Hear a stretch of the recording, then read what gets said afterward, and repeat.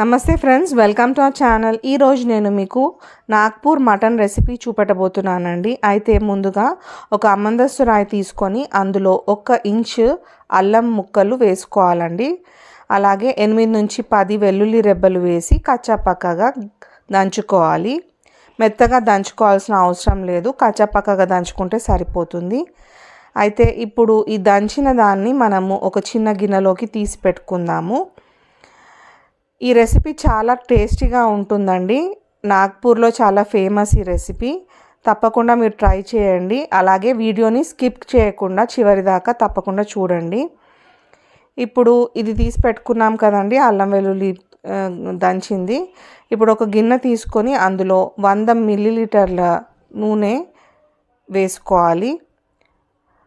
ఇప్పుడు నూనె వేడి అయిన తర్వాత అందులో 3 ఇలాచీ, 3 లవంగ, 3 పట్ట, 1 టీ స్పూన్ వరకు షాహీ జీరా వేసుకొని ఫ్రై చేసుకోవాలి. ఇవన్నీ ఫ్రై అయిన తర్వాత 1/2 కేజీ మటన్ని శుభ్రంగా కడిగి ఇందులో వేస్తున్నానండి నూనెలో. ఇప్పుడు ఈ మటన్ని వేసిన తర్వాత బాగా కలుపుకోవాలి. మటన్ని ఫ్రై చేసుకోవాలండి. ఒక 3 నిమిషాల పాటు ఫ్రై చేసుకుంటే బాగుంటుంది. ఎప్పుడైనా నాన్ వెజ్ ఐటమ్స్ని నూనెలో ఫ్రై చేసుకోవాలండి కొద్దిసేపు, అప్పుడు టేస్ట్ ఎన్హాన్స్ అవుతుంది దాంట్లో. కాబట్టి నేను ఇలా చేస్తున్నాను. కనీసము 3 నుంచి 5 నిమిషాల పాటు ఫ్రై చేసుకుంటే సరిపోతుంది. ఇప్పుడు ఇది ఫ్రై అయింది కదండి, ఇందులో నేను దంచిన అల్లం వెల్లుల్లి పేస్ట్ ఏదైతే ఉందో దాన్ని వేస్తున్నాను. ఇది వేసిన తర్వాత ఒకసారి కలుపుకుందామండి. ఇప్పుడు మటన్లో కొద్దిగా నీరు కూడా వచ్చిందనమాట, మీరు గమనించే ఉంటారు. చూస్తున్నారు కదా, కొద్దిగా వాటర్ కూడా ఫామ్ అయింది దాంట్లో. నేను వాటర్ ఏమాత్రం యాడ్ చేయలేదు, కాకపోతే వాటర్ వచ్చింది కొద్దిగా. సో ఇప్పుడు ఉల్లిపాయలు ఒక 2 మీడియం సైజు ఇలా పొడుగా కట్ చేసుకొని వేసుకోండి. ఒకసారి మళ్ళీ కలుపుకుందాము. కలిపిన తర్వాత ఇలా ఒక 3 నిమిషాల పాటు కలుపుకోండి. కలిపిన తర్వాత మటన్ ఈ కలర్లో వచ్చినప్పుడు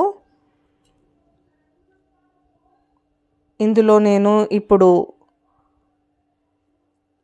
1/2 టీ స్పూన్ పసుపు వేస్తున్నానండి. అలాగే 1.5 టీ స్పూన్ కారం పొడిని వేస్తున్నాను. అలాగే 1 టీ స్పూన్ ధనియాల పొడి వేస్తున్నాను. ధనియాల పొడి యాడ్ చేయటం వల్ల నాన్ వెజ్ కర్రీస్లో చాలా టేస్ట్ పెరుగుతుంది. నేనైతే అన్ని నాన్ వెజ్ కర్రీస్లో ధనియా పౌడర్ కానీ జీరా పౌడర్ కానీ కంపల్సరీగా వేస్తానండి. చాలా బాగుంటుంది టేస్ట్ దీంతో. ఇప్పుడు ఇందులో 1/2 కప్పు వరకు పెరుగు కూడా వేసి ఒకసారి కలుపుకోండి.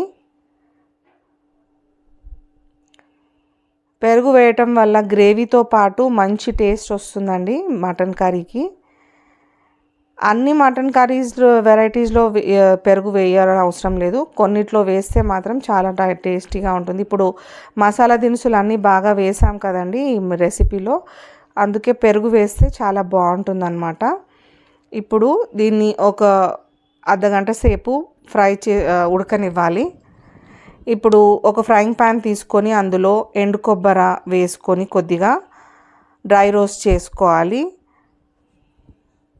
డ్రై రోస్ట్ చేసిన తర్వాత ఇప్పుడు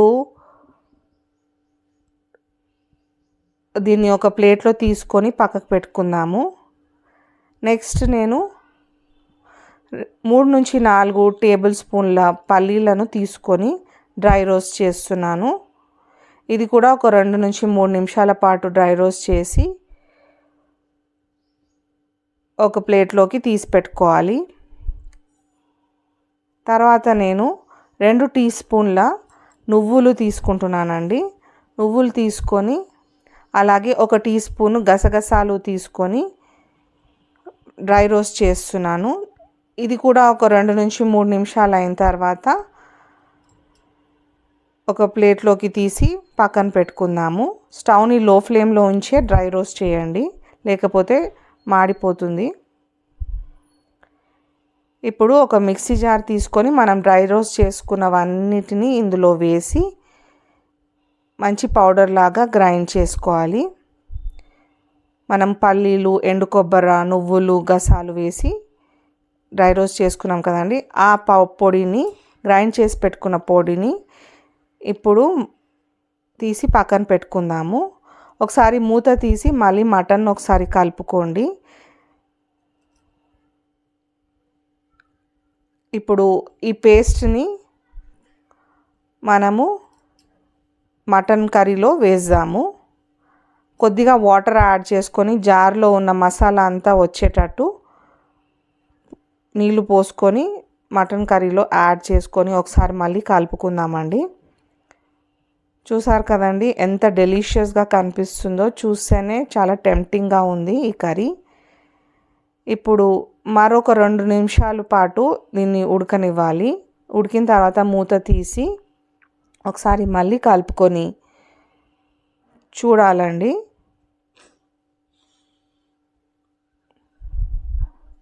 ఇప్పుడు ఇందులో 1 గ్లాస్ వరకు నీళ్లు నేను యాడ్ చేస్తున్నాను.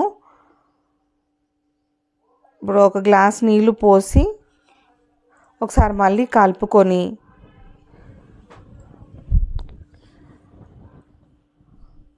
మటన్ని ఉడకనివ్వాలి. ఇప్పుడు ఒక పాన్ తీసుకొని అందులో 1/2 కప్పు వరకు ధనియాలు వేసుకోవాలి. అలాగే 1/2 కప్పు వరకు జీలకర్ర వేసుకొని డ్రై రోస్ట్ చేసుకోవాలండి. ఇవి డ్రై రోస్ట్ ఎప్పటి వరకు చేయాలంటే ఈ కలర్ డార్క్ బ్రౌన్కి మారేంత వరకు డ్రై రోస్ట్ చేసుకోండి. స్టవ్ని లో ఫ్లేమ్లో ఉంచి నెమ్మదిగా డ్రై రోస్ట్ చేసుకోండి. ఇలా బ్రౌన్ కలర్ వచ్చింది కదా, ఈ స్టేజ్లో నేను స్టవ్ ఆఫ్ చేస్తున్నాను. ఇది చల్లారిన తర్వాత మనము గ్రైండర్లో వేసుకొని గ్రైండ్ చేసుకుందాము. ఇప్పుడు మూత తీసి చూస్తే మటన్ ఎంతవరకు ఉడికిందో మనం చెక్ చేసుకుందామండి. ఆల్మోస్ట్ ఆల్ మటన్ ఉడికిపోయినట్టే. అయితే ఫైనల్గా నేను ఇందులో 1/2 tea spoon garam masala powder వేస్తున్నాను. గరం మసాలా పౌడర్ వేసిన తర్వాత ఒకసారి కలుపుకొని మళ్ళీ లాస్ట్గా ఇందులో మనం గ్రైండ్ చేసి పెట్టుకున్న ధనియాలు మరియు జీలకర్ర పొడి ఉంది కదా, దాన్ని లాస్ట్గా వేసుకొని స్టవ్ ఆఫ్ చేయడమే అయిపోతుంది అన్నమాట ఈ కర్రీ మెథడ్. ఇప్పుడు దీంట్లో నేను గరం మసాలా పౌడర్ వేసిన తర్వాత కొద్దిగా కొత్తిమీర కట్ చేసి సన్నగా కట్ చేసుకొని వేసుకున్నానండి. కొత్తిమీర వేసిన తర్వాత ఒకసారి మళ్ళీ కలుపుకున్న తర్వాత మూత పెట్టి కొంచెం సేపు ఉడకనివ్వాలి. ఇప్పుడు ఆయిల్ అంతా బయటికి తేరుతుంది కదండి. ఈ స్టేజ్లో మనము కసూరి మేతి, డ్రై మెంతం పొడిని ఇందులో వేయాలి. టేస్ట్ చాలా బాగుంటుంది ఇది వేయటం వల్ల. అలాగే లాస్ట్లో మనం గ్రైండ్ చేసి పెట్టుకున్న ధనియాల పొడి మరియు జీలకర్ర పొడిని ఇందులో వేసి ఒకసారి కలుపుకోవాలండి. ఇప్పుడు కలుపుకున్న తర్వాత మనం ఒకటి వేయడం మర్చిపోలేదు, అదేంటంటే ఉప్పు వేయలేదన్నమాట. సో లాస్ట్లో 1.5 టీ స్పూన్ ఉప్పు నేను ఇందులో వేస్తున్నానండి. మీరు కావాలంటే రుచికి తగినంత ఉప్పు మీరు వేసుకోవచ్చు. ఎక్కువ తినేవాళ్ళు ఎక్కువ వేసుకోవచ్చు, లేకపోతే అది మీ ఇష్టము. ఇప్పుడు ఒకసారి మూత పెట్టి ఇంకా ఒక 2 నిమిషాలు ఉడికించిన తర్వాత కొంచెం గ్రేవీ అంతా డ్రైగా అయ్యేంత వరకు నీళ్ళను ఇంకించుకోవాలి. ఇప్పుడు మూత తీసి రుచికి తగినంత ఉప్పు వేసుకోవాలండి. ఇప్పుడు నేను 1/2 kg మటన్కి 1.5 టీ స్పూన్ వరకు ఉప్పును కలిపాను. ఇప్పుడు బాగా కలుపుకొని స్టవ్ ఆఫ్ చేసి సర్వింగ్ బౌల్లో సర్వ్ చేసుకుంటే ఎంతో టేస్టీగా ఉండే నాగ్పూర్ మటన్ రెడీ అయిపోయినట్టే. ఇది రైస్తో కానీ చపాతీతో కానీ చాలా టేస్టీగా ఉంటుందండి. మీరు తప్పక ట్రై చేసి చూడండి. మీకు మా రెసిపీ నచ్చినట్లయితే లైక్ చేయండి, షేర్ చేయండి. మా ఛానల్ని తప్పకుండా సబ్స్క్రైబ్ చేసుకోండి. Thank you for watching.